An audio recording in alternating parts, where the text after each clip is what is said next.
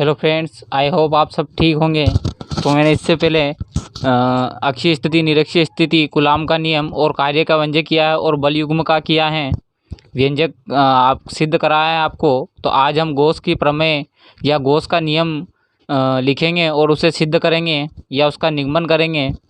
तो ये चित्र आपको जैसा कि दिख रहा है दोस्तों, सेम ऐसा ही है।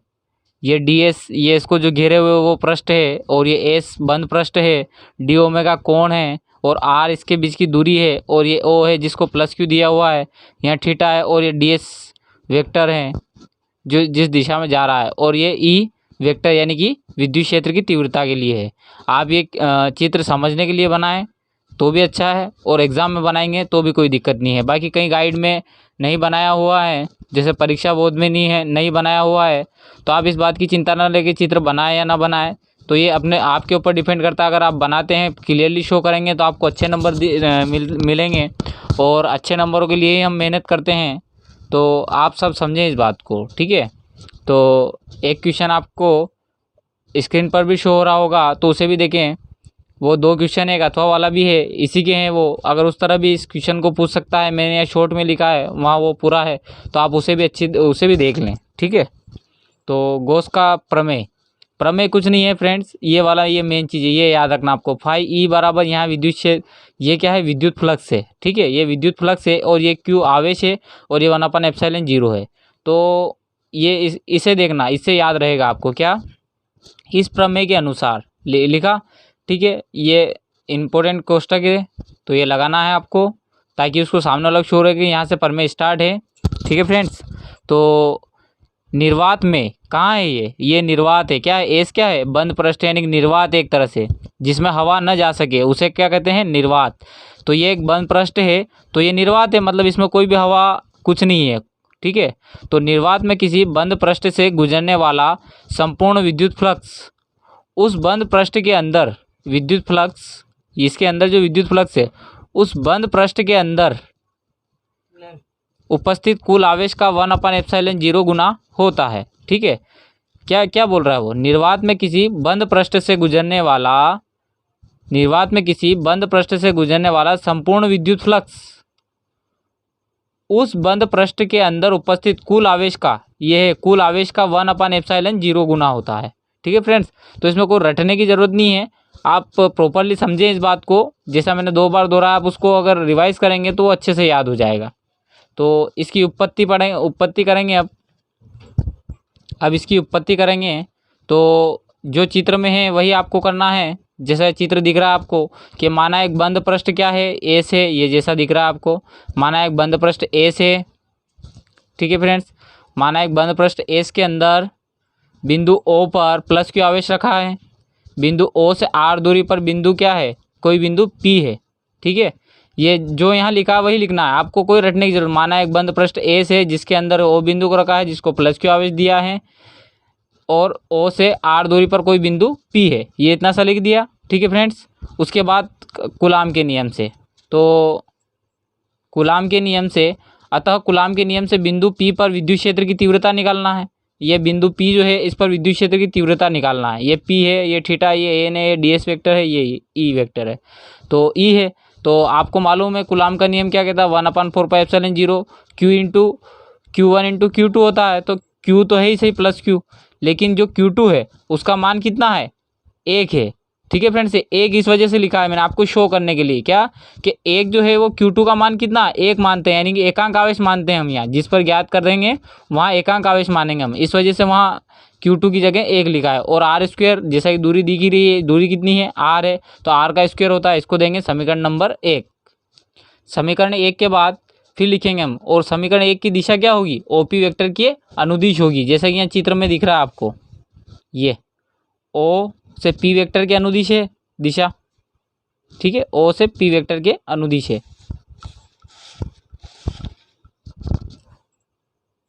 ये वाला, ठीक है फ्रेंड्स। तो अब लिखेंगे हम, माना बिंदु P को एक अल्प पृष्ठ, ये है जो P बिंदु है, इसको अल्प पृष्ठ कौन सा घेरे हुए, D S vector, D S only क्या कहेंगे इसे, डी एस।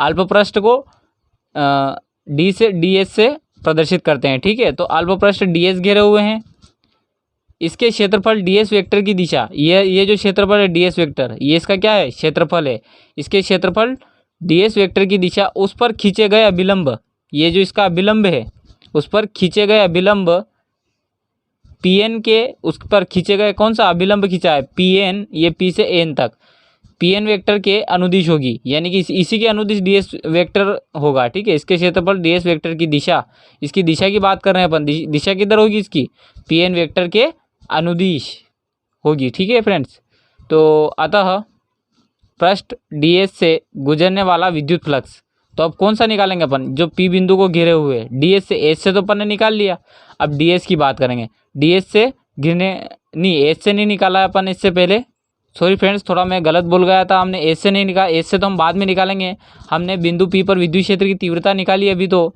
अब हम ds को लेंगे, उसके बाद संपूर्ण का निकालेंगे, पहले छोटे का निकालेंगे, ये ds वाला, ये जो दिख रहा है ना आपको इसका निकालेंगे, ये जो मैं बता रहा हूँ आपको, ये जो रेखा है ना ये वाली, एक यहाँ से यहाँ तक और ये यहाँ से यहाँ तक, ये पूरा जो घिरा है इसके अंदर बिंदु P है, तो अल्पपृष्ठ ds से गुजरने वाला विद्युत फ्लक्स बताना है, तो डी फाई, इसे फाई ई से प्रदर्शित करते हैं। ठीक है फ्रेंड्स, यानी कि विद्युत फ्लक्स को फाई ई से प्रदर्शित करते हैं, तो अपन डी एस यानी कि बहुत छोटे, यानी कि डेका कहते हैं, डेसी कहते हैं अपन इसको, डेका, डेल्टा मतलब डेल्टा एस से गुजरने वाला विद्युत फ्लक्स, तो डेल्टा फाई, यानी कि अगर छोटे कार्य करेंगे तो जैसे छोटा व्यक्ति है तो कम कार्य करेगा, बड़ा व्यक्ति बड़ा कार्य करेगा, यहाँ क्या है ds बहुत छोटा है तो वो छोटा कार्य करेगा। ये एग्जाम्पल से समझा रहा हूँ फ्रेंड्स, इसे लिखना नहीं है, पर ये ds छोटा है तो छोटा कार्य करेगा। तो वैसे ही डी फाई और विद्युत फ्लक्स का सूत्र क्या होता है, तीव्रता गुणित क्षेत्रफल, तो तीव्रता क्या है ई वेक्टर, यानी विद्युत क्षेत्र की तीव्रता इंटू ds क्या है इसका क्षेत्रफल है ही सही, आपको दिख रहा है ये घेरे हुए से, तो क्षेत्रफल हुआ इसका, तो डी फाई ई बराबर वेक्टर हटेगा तो कोस थीटा का गुणा होगा, जब भी वेक्टर हटता है फ्रेंड्स तब कोस थीटा का गुणा होता है, इसको देंगे हम समीकरण 2। तो जहाँ थीटा के बारे में लिखेंगे हम कि थीटा क्या है, जहाँ थीटा ई वेक्टर व ds वेक्टर, ये जैसे ई वेक्टर व ds वेक्टर के बीच का क्या है, ये कोण है, ई वेक्टर व ds वेक्टर के बीच का कोण है। तो समीकरण 1 व 2 से, तो समीकरण 1 व 2 से इस वजह से लिखा है फ्रेंड्स क्योंकि समीकरण 1 में ई का मान है, विद्युत क्षेत्र की तीव्रता निकाल रखी है हमने, तो वो वाला मान यहाँ रखना है।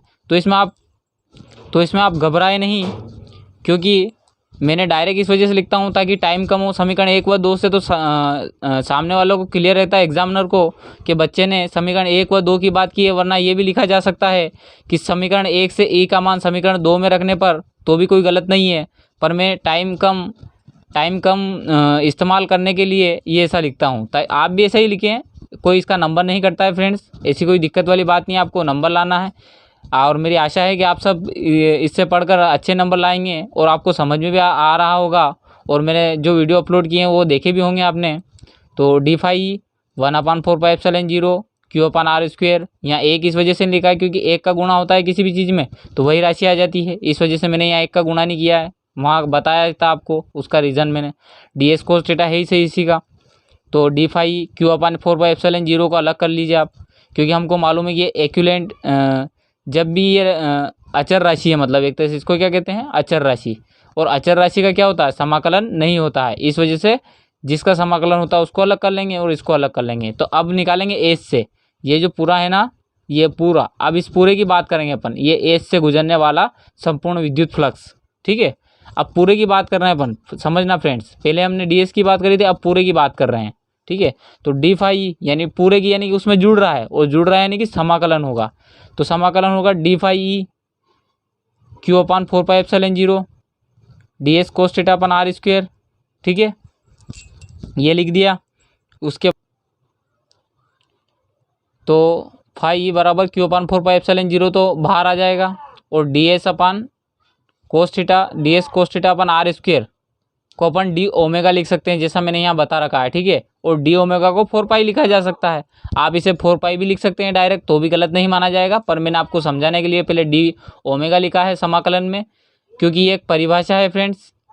तो आप उस घन की परिभाषा है, तो आप उस परिभाषा को देखें तो आपको क्लियर हो जाएगा घन कोण किसे कहते हैं, वो वाली परिभाषा। अगर आपको नहीं है तो आप कमेंट करें कि हमको समझाओ, तो मैं उसका भी वीडियो बना के डाल दूंगा बाद में, अगर आप की कमेंट आएगी तो बाकी इसे समझे, ठीक है। क्यू अपान 4 पाई एप्सिलॉन 0, ये 4 पाई है ना, ये 4 पाई, इससे ये 4 पाई कट जाएगा। ओके फ्रेंड्स, फाई बराबर क्या बचा, क्यू और 1 अपान एप्सिलॉन 0।